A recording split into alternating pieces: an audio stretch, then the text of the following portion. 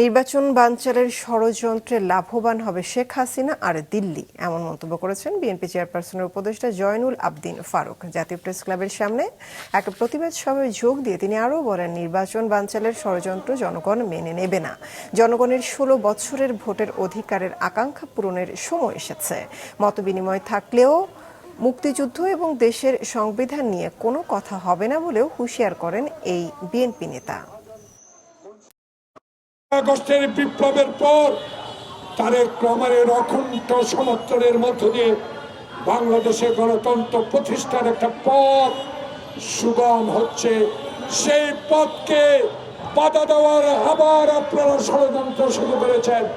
এই ষড়যন্ত্র আপনাদের কোনো লাভ হবে না, লাভ হবে দিল্লি, লাভ হবে শেখ হাসিনা।